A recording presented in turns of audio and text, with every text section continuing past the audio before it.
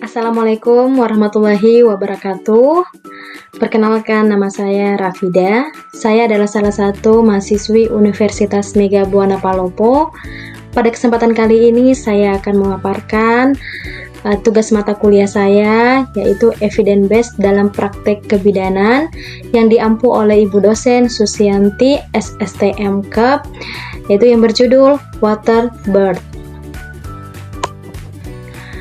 Waterbird merupakan metode alternatif persalinan pervagina bagi ibu hamil aterem tanpa komplikasi bersalin dengan jalan berendam di air hangat atau yang dilakukan pada bathtub atau kolam khusus, dengan tujuan mengurangi rasa nyeri, kontraksi, dan memberi rasa nyaman pada ibu saat proses persalinan berlangsung.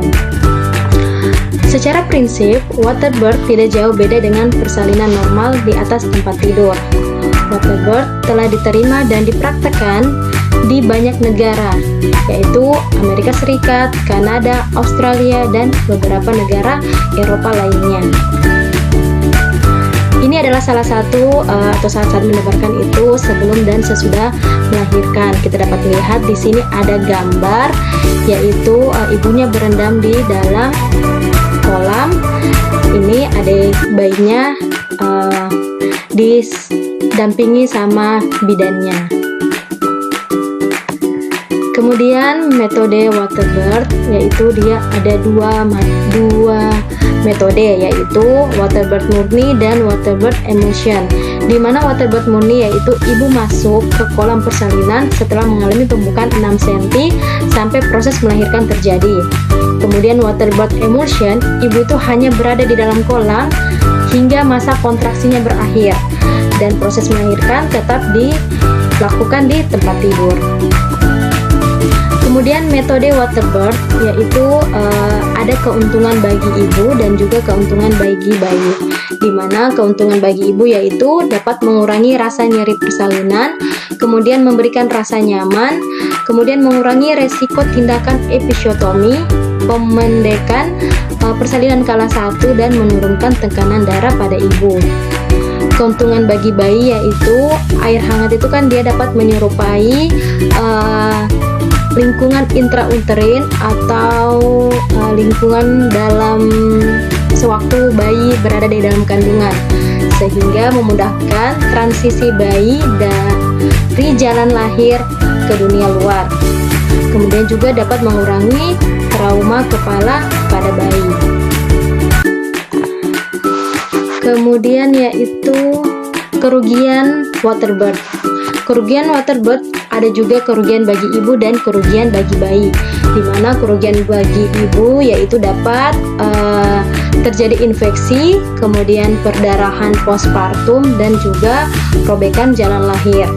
Kemudian kerugian bagi bayi yaitu terputusnya tali pusat, kemudian bayi dapat terjadi takikardi, kemudian infeksi, hipoksia, asfiksia air, dan bayi dapat tenggelam.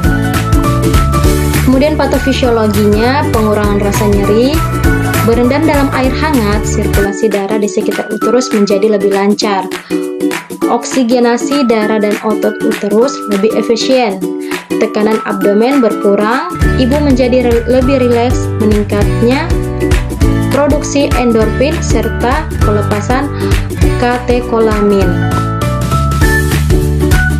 Pengurangan resiko aspirasi pada bayi saat lahir, level prostaglandin masih tinggi, otot pernafasan bayi belum bekerja maksimal. Bayi yang mengalami hipoksia akut saat proses kelahiran merupakan respon proses kelahiran. Temperatur air dalam kolam yang disesuaikan temperatur ibu membuat bayi lebih tenang dan tidak akan menghirup air sampai kepala bayi kontak dengan udara. Syarat-syarat dari Waterbird yaitu ibu hamil dengan resiko rendah, kemudian ibu hamil tidak mengalami infeksi vagina, saluran kencing, dan kulit. Tanda vital ibu dalam batas normal dan denyut jantung bayi juga dalam batas normal. Idealnya air hangat itu digunakan untuk relaksasi dan penanganan nyeri setelah dilatasi serviks mencapai 4-5 cm. Pasien setuju mengikuti instruksi penolong, termasuk keluar dari kolam tempat berendam jika diperlukan. Kemudian yaitu indikasi dilakukannya waterbirth, yaitu merupakan pilihan dari ibu. Jadi di sini kalau melakukan waterbirth, jadi ibunya setuju dulu, maksudnya ibunya yang mau untuk dilakukan, waterbirth atau dia yang menginginkannya. Kemudian kehamilan normal yang lebih dari 37 minggu. Jadi di sini persalinan itu harus aterem 37 minggu ke atas. Kemudian fetus tunggal presentasi kepala, yaitu berarti dia harus presentasi kepala, bukan yang tidak presentasi kepala seperti bokong ataupun kelainan otak lainnya. Kemudian tidak menggunakan obat-obat penenang, ketuban pecah spontan kurang dari 24 jam. Yaitu maksudnya di sini yaitu KPD ya, berarti tidak bisa kita melakukan waterbirth. Kemudian kriteria non klinik seperti staf atau peralatan. Tidak ada komplikasi kehamilan seperti preeklamsia, gula darah tak terkontrol. Itu tidak bisa dilakukan waterbirth. Kemudian denyut jantung, bayi itu harus normal. Cairan amnion juga dia harus jernih, bukan cairan amnion yang tidak normal, yaitu seperti bercampur mekonium. Kemudian persalinan spontan atau setelah menggunakan misoprostol atau pitocin. Ini maksudnya yaitu persalinan normal yang induksi persalinan, itu maksudnya. Kemudian kontraindikasi, infeksi yang dapat ditularkan melalui kulit dan darah, infeksi dan demam pada ibu, herpes genitalis, HIV, hepatitis, denyut jantung abnormal, perdarahan pervaginam yang berlebihan. Prosedur persalinan. Instrumen esensial yang harus disiapkan yaitu termometer air, termometer ibu, Doppler anti air, sarung tangan, apron, jaring untuk mengangkat kotoran, alas lutut kaki, bantal, instrumen partuset, shower air hangat, birth pool, handuk, selimut, warmer, dan peralatan resusitasi untuk bayi. Baiklah, ini gambar dari waterbirth, yaitu di sini ada kolamnya, kemudian kita isi air ya, kolamnya tadi kita isi air hangat.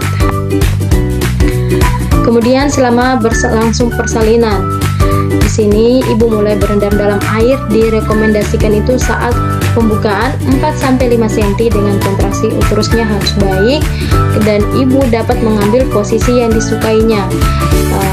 Maksudnya yaitu di sini kita memberitahu ibu bahwa ibunya dapat memilih posisi meneran yang ibunya inginkan.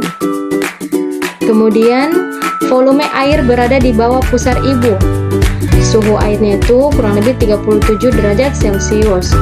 Di sini juga kita dapat observasi dan monitoring DJJ bayi, penipisan dan pembukaan serviks, status ketubannya di sini harus kita lihat, dan juga tanda-tanda vital ibu harus kita pantau, kurang lebih dia per 3 jam.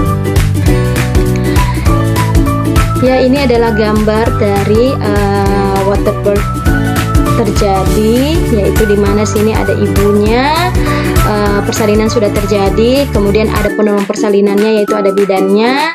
Di sini juga kita dapat lihat sepertinya itu di belakang dari ibunya yaitu ada suaminya ya, pendamping persalinannya. Kemudian manajemen kala 2. Di sini ibunya dapat mengedan seharusnya secara fisiologis, ibu diperkenankan mengedan spontan. Persalinan ibu bila mungkin metode hand off ini akan meminimalkan stimulasi. Tidak diperlukan palpasi tali pusat ketika kepala bayi lahir, karena tali pusat dapat lepas dan melonggar untuk ketika bayi lahir.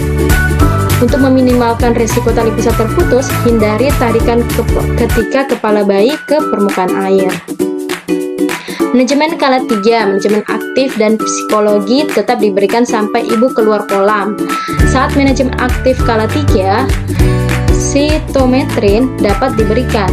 Estimasi perdarahan, penjahitan perineum dapat ditunda sekurang-kurangnya 1 jam untuk menghilangkan retensi air dalam jaringan. jika perdarahan tidak berlebihan. Jadi maksudnya di sini kita dapat menunda 1 jam, kita dapat menunda hekting-perineum 1 jam asalkan perdarahannya tidak berlebihan. Terakhir yaitu kita masuk dalam kesimpulan, water birth merupakan metode alternatif bagi ibu hamil yang akan melahirkan dan merupakan suatu metode melahirkan dengan keuntungan lebih rileks dan dapat mengurangi rasa nyeri secara signifikan sampai sekitar 80%. Air hangat pada kolam juga merupakan akan memberikan rasa nyaman pada ibu. Kemudian ibunya juga akan merasakan tenang dan rileks. Pada keadaan rileks ini, tubuhnya ibu akan melepaskan hormon endorfin. Air hangat juga mampu untuk menghambat impuls saraf yang menghantarkan rasa sakit. Baiklah, terima kasih. Itulah tadi hasil pemaparan saya mengenai metode persalinan water birth. Semoga penjelasan saya dapat bermanfaat bagi kita semua. Lebih dan kurangnya saya mohon maaf. Wabillahi taufik wa hidayat. Wassalamualaikum warahmatullahi wabarakatuh.